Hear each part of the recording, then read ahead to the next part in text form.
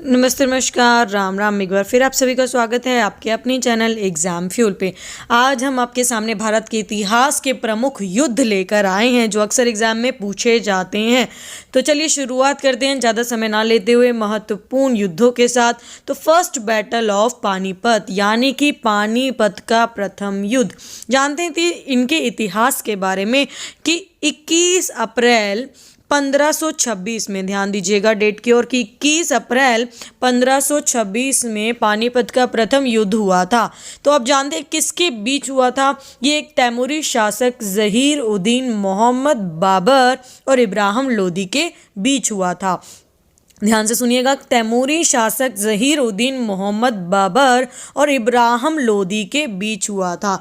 जहाँ की बात करें इनकी जीत की, यानी कि विन, जीता कौन था, तो इस युद्ध में बाबर की जीत हुई थी। तो चलिए आगे देखते हैं सेकंड बैटल ऑफ पानीपत। तो यह क्या है आपका पानीपत का जो है द्वितीय युद्ध। द्वितीय युद्ध 5 नवंबर 1556 को हुआ था।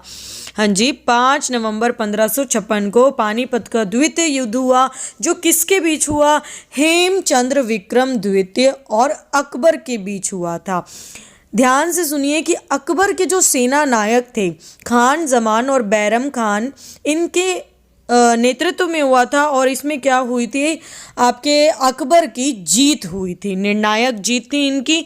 तो आपको ये चीज़ें याद रखनी है कि किनके बीच हुआ था और जीत किसकी हुई थी। आते हैं प्रश्न नंबर 3 की ओर। प्रश्न नंबर 3 है आपका थर्ड बैटल ऑफ पानीपत, यानी कि पानीपत का तीसरा युद्ध। तीसरे युद्ध की बात की जाए तो 14 जनवरी 1761, तीसरा युद्ध पानीपत का 14 जनवरी 1761 में हुआ था। यह जो हुआ था अहमद शाह अब्दाली और जो मराठा सम्राट हैं सदाशिव राव के बीच हुआ था 14 जनवरी 1761 को। और इसमें जीत किसकी हुई थी? अहमद शाह अब्दाली की जीत हुई थी। तो आगे बढ़ते हैं अगले प्रश्न की ओर। हमारा अगला प्रश्न है कि अकबर का राज्यरोहण, देखिए राज्यरोहण होता है गद्दी पर बैठना। तो अकबर का जो राज्यरोहण है आप देख पा रहे हैं किस दिन हुआ, कि 14 फरवरी 1556 को हुआ था। और कहाँ हुआ था? ये हुआ था कलानौर पंजाब में। ध्यान दीजिए, अकबर का राज्यरोहण 14 फरवरी 1556 को हुआ था, कलानौर पंजाब में हुआ था। यानी अकबर गद्दी पर बैठे थे 14 फरवरी 1556 को। और अभी आपने पढ़ा कि पानीपत का द्वितीय युद्ध 5 नवंबर 1556 को हुआ था, जो अकबर के बीच हुआ था, अकबर और हेमचंद्र विक्रम द्वितीय। तो अकबर तब तक अपनी गद्दी पर क्या है, विराज चुके थे। तो चलिए देखते हैं अपना अगला प्रश्न क्या है। अगला प्रश्न है हमारा बैटल ऑफ, यानी कि क्या है, ये आपका युद्ध की बात हो रही है कि बैटल ऑफ हल्दी घाटी, यानी हल्दी घाटी का युद्ध, जो कि कब हुआ? 1576 में हुआ। अब देखिए ये क्या है, ये हल्दी घाटी का जो युद्ध है वो महाराणा प्रताप और अकबर के बीच हुआ था। हर वो इंपॉर्टेंट चीज़ आपको बताई जाएगी जो अक्सर एग्जाम में पूछी जाती है, कुछ भी आपसे ऐसा नहीं होगा कि मिस रह जाएगा। तो बैटल ऑफ हल्दी घाटी यानी हल्दी घाटी का जो युद्ध है वो महाराणा प्रताप और अकबर के बीच हुआ था। और महाराणा प्रताप को किनका सपोर्ट सबसे अधिक मिला था? भील जनजाति का। तो आपको ये ध्यान देना है कि किसका सपोर्ट मिला था? भील जनजाति का सपोर्ट किसे मिला था? महाराणा प्रताप को। प्रश्न नंबर 6 देखिए क्या है आपका, 6th पॉइंट है, मोस्ट इंपॉर्टेंट पॉइंट, दीन-ए इलाही। दीन-ए इलाही जिसकी स्थापना 1582 में हुई, ये क्या था और किसके द्वारा स्थापित किया गया? तो देखिए दीन-ए इलाही 1582 यानी 1582 में अकबर द्वारा स्थापित किया था। इसका मेन मकसद क्या था? दीन-ए इलाही समरूप धर्म था, यानी इसमें सभी धर्मों का मूल तत्व जो है वो इन्वॉल्व था, वो मिश्रण था सभी धर्मों का। तो ये किसके द्वारा रचा गया या किसके द्वारा स्थापना हुई इसकी? अकबर द्वारा हुई। और कब हुई? तो 1582 में।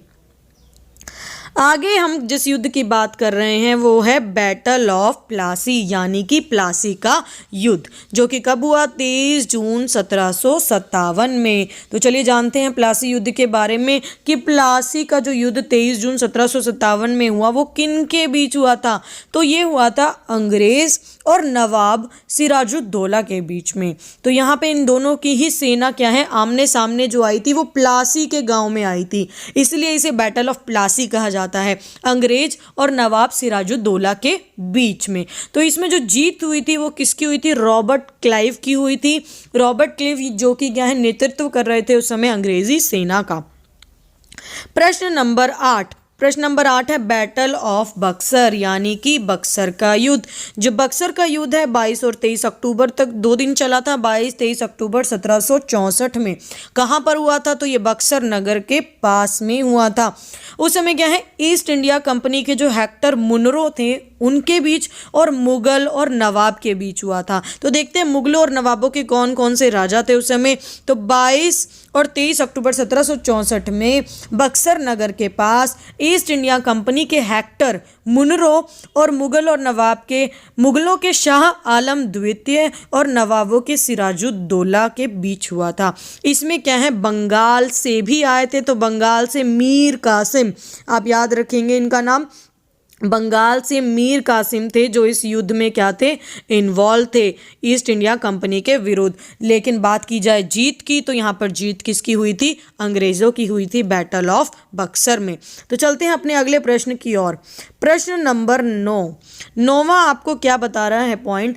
Permanent settlement in Bengal. ध्यान दीजिएगा, परमानेंट सेटलमेंट इन बंगाल का अर्थ क्या है?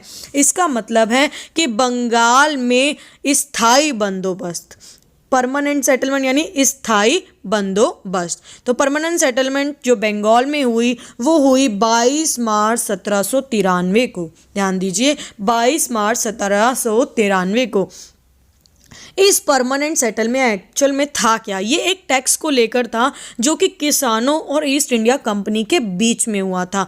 लेकिन आपको याद ये रखना है कि इस टैक्स को लागू किसने किया था? तो आप याद रखेंगे लॉर्ड कॉर्नवालिस ने। ठीक है, लॉर्ड कॉर्नवालिस ने क्या किया था? इसको लागू किया था। तो आपको इनके नाम ज़रूर याद होने चाहिए, पता होने चाहिए। आपको समझ में आ रहा है तो वीडियो को पसंद कर दीजिए, यानी कि लाइक का बटन दबा दीजिए।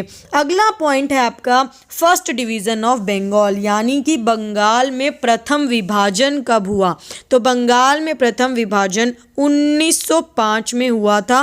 प्रथम विभाजन इसमें हुआ क्या था?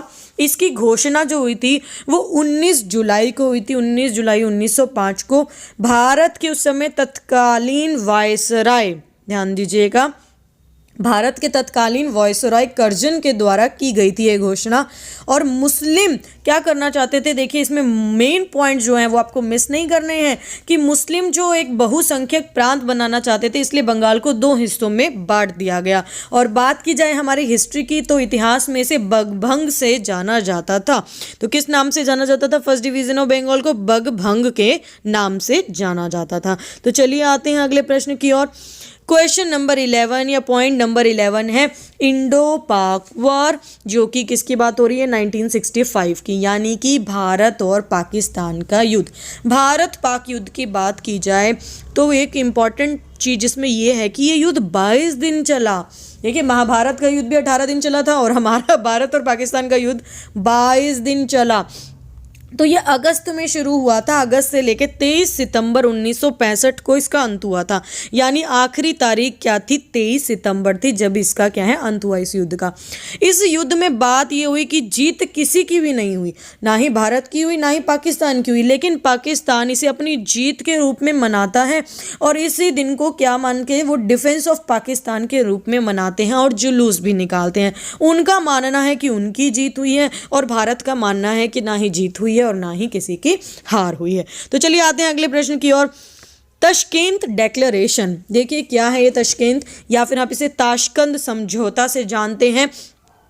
तो 10 जनवरी 1966, देखिए ये एक तरीके का शांति समझौता है जो भारत और पाकिस्तान के बीच हुआ। यानी कि भारत और पाकिस्तान के बीच क्या हुआ? शांति समझौता हुआ, जिसे ताशकंद समझौता के नाम से जाना जाता है। 10 जनवरी 1966 को हुआ वो समझौतो। अब इसमें देखो एक दुखद घटना ये हो गई कि जब ये समझौता हुआ, जब ये डिक्लेरेशन हुआ, तो इसके कुछ ही घंटों बाद हमारे प्रधानमंत्री लाल बहादुर शास्त्री जी की बहुत ही दुखद मृत्यु हो गई। तो शांति समझौता तो हुआ, स्थापना तो हुई, लेकिन हमारे एक बहुत दिग्गज प्रधानमंत्री क्या हैं, वो शहीद हो गए, लाल बहादुर शास्त्री जी। चलते हैं अगले प्रश्न की ओर। अगला प्रश्न है हमारा साइमन कमीशन। साइमन कमीशन 8 नवंबर 1927। देखिए इसका गठन कब हुआ? 8 नवंबर 1927 को हुआ। तो जानते हैं साइमन कमीशन के बारे में। साइमन कमीशन यानी कि ब्रिटिश संसदों का ग्रुप था। ये क्या था? एक ब्रिटिश संसदों का ग्रुप था जिसका गठन हमने आपको बताया कि 8 नवंबर 1927 को हुआ। इसका गठन भारत में संविधान सुधारों के अध्ययन के लिए किया गया था। तो जितने भी संविधान में सुधार होते आए हैं उसके अध्ययन के लिए किया गया था इसका गठन। लेकिन देखिए इसमें जानने वाली बात क्या है कि जो इसका नाम है साइमन कमीशन, ये कैसे पड़ा? तो देखिए सर जॉन साइमन, ध्यान से सुनिएगा, सर जॉन साइमन जो कि साइमन कमीशन के अध्यक्ष थे, उनके नाम पर इस कमीशन का नाम साइमन कमीशन पड़ा। तो आते हैं अगले पॉइंट की ओर। अगला पॉइंट आपको क्या कहता है कि इंडो चाइना वॉर। देखिए भारत और चीन के बीच में जो युद्ध हुआ है उसकी बात हो रही है। भारत चीन युद्ध जो कि 20 अक्टूबर 1962 को हुआ। 20 अक्टूबर 1962 को। इसके पीछे भी एक अहम है पॉइंट। देखिए ये जो युद्ध है वो 1 महीने तक चला था। तो ये बहुत लंबा चलने वाला युद्ध है कि भारत और चीन का युद्ध 1 महीने तक चला था। और ये विवाद जो था ना वो सीमा को लेकर था, यानी कि बाउंड्रीज को लेकर था।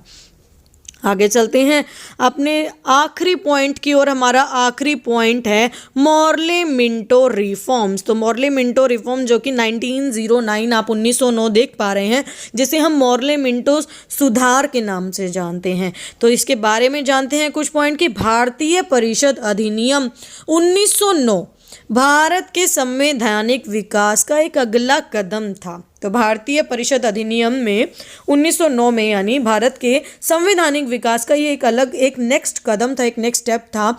और बात की जाए जन्मदाता की, इसको जन्म किसने दिया, यानी कि मॉर्ले मिंटो रिफॉर्म्स का गठन किस प्रकार हुआ? तो इसके जन्मदाता थे भारत के सचिव मॉर्ले, आप देख पा रहे हैं इनके नाम में ही है, भारत के सचिव मॉर्ले तथा गवर्नर जनरल लॉर्ड मिंटो। तो इन दोनों के नाम पे ही भारत के सचिव और जो गवर्नर थे, गवर्नर जनरल लॉर्ड मिंटो थे, इनके नाम पे इस सुधार का नाम क्या पड़ा? मॉर्ले मिंटो रिफॉर्म्स पड़ा। तो आपको वीडियो पसंद आई हो तो लाइक करें, शेयर करें और चैनल को सब्सक्राइब करें।